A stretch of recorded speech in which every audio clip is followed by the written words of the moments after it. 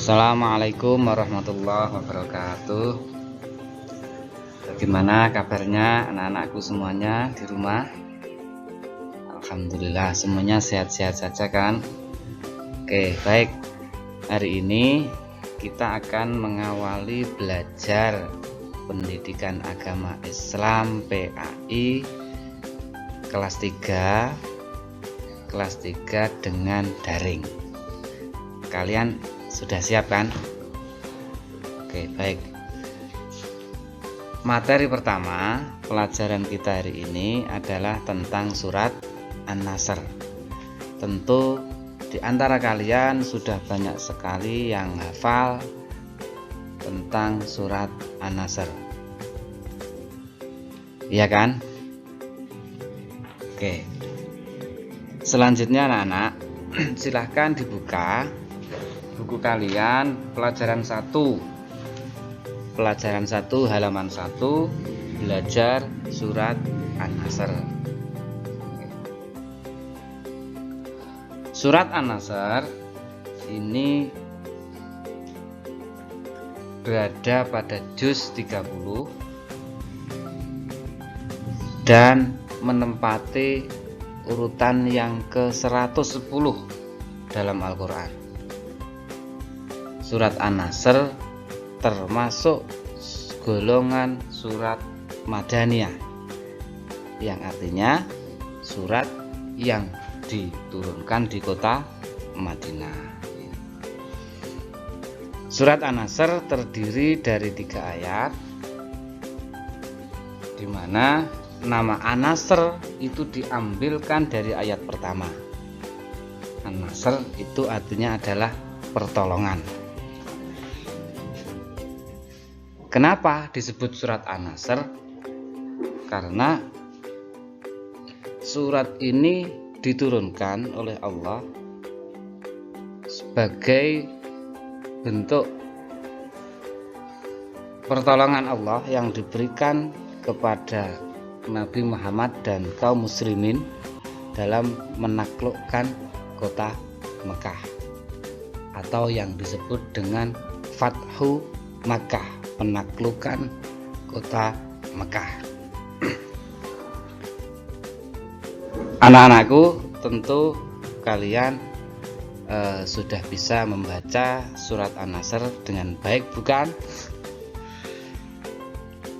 Oke, akan lebih baiknya lagi, mari kita baca bersama-sama surat An-Nasr. Bersama-sama ya, bersama Pak Lutfi. Bismillahirrahmanirrahim. Idza jaa nasrullahi wal fath wa ra'aitan nasa yadkhuluna fi dinillahi afwajan fasabbih bihamdi rabbika wastaghfir innahu kana tawwaba. Bagaimana? Mudah kan? Oke. Selanjutnya, tugas kalian adalah menghafal surat An-Nasr ayat 1 sampai 3. Terus nanti kalau sudah hafal, jangan lupa artinya juga dihafalkan. Nah, untuk lebih mempermudah menghafalkan, coba nanti kalau waktu sholat duhur atau sholat asar, nanti baca surat An-Nasr ayat 1 sampai 3. Nanti akan lebih mudah kalian menghafalkan surat tersebut. Nah, sekarang apa sih kandungannya surat An-Nasr?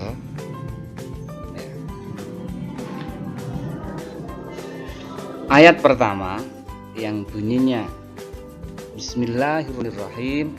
Idza jaa nasrullahi wal fath.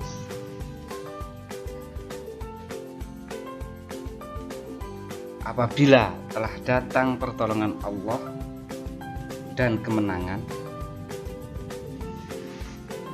Tadi sudah saya singgung bahwa pertolongan dan kemenangan ini adalah ketika Nabi Muhammad SAW berserta kaum muslimin yang waktu itu bermarkas di Madinah itu berhasil menaklukkan kota Mekah, sehingga Ka'bah, Masjidil Haram yang dulu sebagai pusat peribadatan kaum muslimin, kalau dulu masih dikuasai oleh orang-orang kafir Quraisy, itu sudah bisa ditaklukkan dengan mudah oleh Nabi Muhammad dan kaum muslimin berkat pertolongan Allah.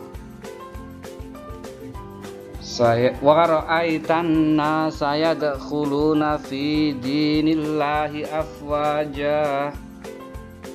Ini ayat yang kedua. Dan engkau melihat manusia berbondong-bondong masuk ke dalam agama Allah. Proses penaklukan kota Mekah itu cukup mudah, anak. Jadi ketika orang kafir Quraisy itu mendengar bahwa Nabi Muhammad itu datang ke kota Mekah dengan bala pasukan yang cukup banyak, ribuan jumlahnya, ini pemimpin-pemimpin kaum Quraisy, orang kafir Mekah itu ndredeg kabeh. Salah satu pemimpinnya itu adalah Abu Sufyan. Abu Sufyan itu orang yang sangat memusuhi Nabi,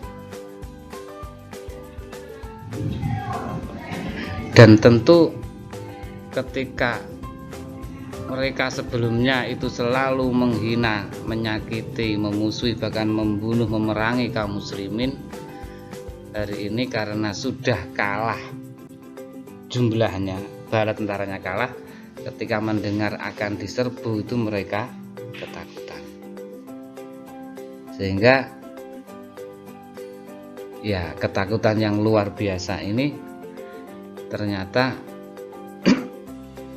tidak terjadi, karena Nabi Muhammad jauh lebih bijaksana, jauh lebih arif dalam mensikapi, dalam memerangi musuhnya. Kalau orang biasa, mungkin kalau bukan Nabi Muhammad, kalau dulu orang itu memusuhi, menyakiti dengan luar biasa, tentu ketika ada kesempatan membalas pasti akan rata-rata dihancurkan. Tapi Nabi Muhammad itu bukan orang yang seperti itu. Beliau adalah pemaaf, sehingga ketika menaklukkan kota Mekah, ketika beliau punya kesempatan untuk membalas, itu beliau tidak lakukan.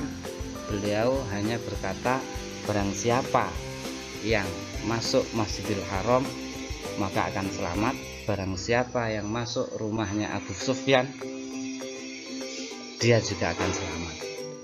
Nah, artinya Nabi Muhammad melindungi orang-orang yang tidak melakukan perlawanan, termasuk orang yang masuk Masjidil Haram, termasuk orang yang masuk ke rumahnya panglimanya, yakni Abu Sufyan, itu juga dilindungi, sehingga penaklukan kota Mekah ini tidak terjadi dengan pertumpahan darah yang hebat. Ini karena kearifan, kebijaksanaan, sifat pemaafnya Nabi besar Muhammad SAW. Nah, dengan itu maka berbondong-bondonglah orang-orang kafir Makkah itu masuk ke dalam agama Islam. Itu disebutkan dalam surat An-Nasr ayat kedua, wa ra'aitanna sayadkhuluna fi dinillahi afwaja, dan engkau melihat manusia berbondong-bondong masuk ke dalam Allah. Kemudian ayat selanjutnya, fasabbih bihamdi rabbika wastaghfir innahu kana tawwaba, maka bertasbihlah dengan memuji Tuhanmu dan mohon ampunlah kepadanya, sungguh Dia Maha penerima taubat. Dengan kita mendapatkan nikmat, kalau di sini dengan ditaklukkannya kota Mekah, maka kita diperintahkan untuk selalu bertasbih, memuji kepada Allah, dan selalu mohon ampun kepada Allah, karena Allah Maha penerima taubat. Sebesar apapun dosa yang kita lakukan, asal kita bertaubat, Allah pasti akan mengampuni. Intinya dari surat An-Nasr ayat 1-3 ini bisa kita ambil kesimpulan bahwa satu, pertolongan Allah Subhanahu wa taala selalu ada untuk orang-orang yang beriman. Mudah-mudahan di kondisi pandemi COVID-19 ini kita anak-anak, keluarga kita selalu dilindungi, ditolong oleh Allah Subhanahu wa taala sehingga terhindar dari wabah ini. Yang kedua, kita diperintahkan untuk bertasbih dan memuji kepada Allah ketika kita mendapatkan kebahagiaan. Kita diperintahkan untuk terus bersyukur, bertasbih dimanapun kita berada. Yang ketiga adalah perintah untuk bertobat kepada Allah apabila kita melakukan kesalahan, karena sebesar apapun kesalahan kita, asal kita bertaubat, itu Allah akan mengampuni. Mungkin untuk pertemuan hari ini sampai di sini, kita sambung di pertemuan berikutnya. Terima kasih. Assalamualaikum warahmatullahi wabarakatuh.